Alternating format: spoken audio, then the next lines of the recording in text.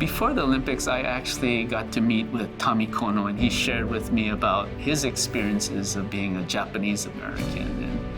And he encouraged me that as I go out there, of course, I'm representing the United States, I'm representing Hawaii, but also that I'm representing the Japanese American population. So it gave me this sense of responsibility.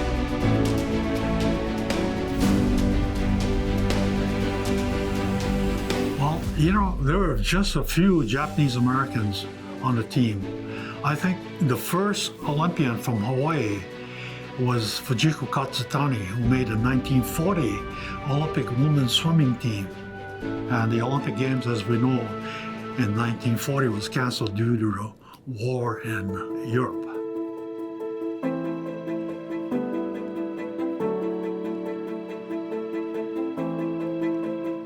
World War II ended in 1945, and if you all remember, on the mainland, the Japanese Americans were all being interned and placed into concentration camps. And within 6 years' time, you have a local guy making it, competing and medaling in a world event, you know, and that served to as a beacon to a lot of people that, you know, we can recover from this.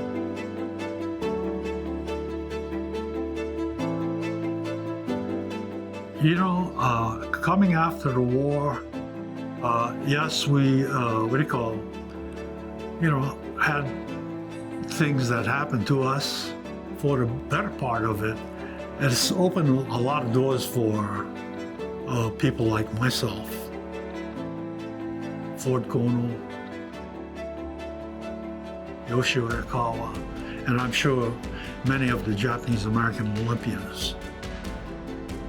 Sonny Tanabe, he's a hero, unbelievable. How could in 56 Melbourne, he represents the USA in swimming? And then it must have been difficult to get to Melbourne. I swam in the 800-meter freestyle relay team, and I got eliminated, so I didn't get to swim in the finals. The team won medal. They won the silver medal. It didn't matter if I was Japanese or black or white or whatever. I just wanted to be the best. I was the youngest in the Olympics in 1964. I was the youngest gymnast. The motto that I had when I was training was, the better I get, the harder I will work. Kevin Asano's story is especially memorable to me because when I was in 5th grade, I remember doing a current event report on it, and our local boy here did it and ultimately got the silver medal, and that was unheard of. In the finals, I lost by a small penalty. It's like 18 years of my life in judo flashed before my eyes. So you asked me how I felt winning the silver or losing the gold. I felt like a champion. I actually felt like a gold medalist because I set out to do what I had, that I wanted to. Basically, it was to do my best to represent all the people who had backed me up and who encouraged me. So as I received the silver medal, I really felt like a champion. From Hawaii, we have 20 Hawaii, Japanese American Olympians from Hawaii. The more recent ones, I would say from 2000, of course we had Brian Clay.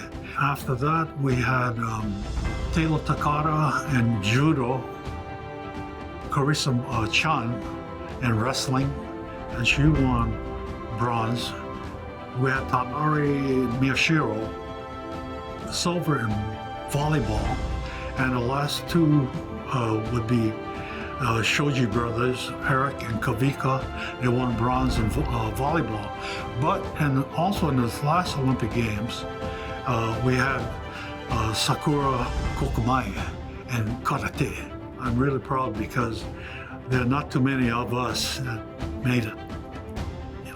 The Japanese American Olympians from Hawaii are being honored by the JCCH because they paved the way for the rest of us, not just in sports and competing at the highest level, but they also paved the way for us in, education and politics and in business just by overcoming adversity and serving as role models for the rest of us laymen as people that we can aspire to be. I would tell a young person if they have the dream of going to the Olympics, I would say, go for it. If you have a dream, you have a goal, you can achieve it.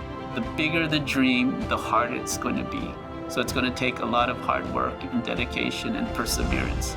But that's really what's going to make you a champion. It's not so much whether you win a medal, it's really what you do with your life. When you get thrown down or when you lose, do you get up, do you keep fighting? So I'd say go, try it, no regrets.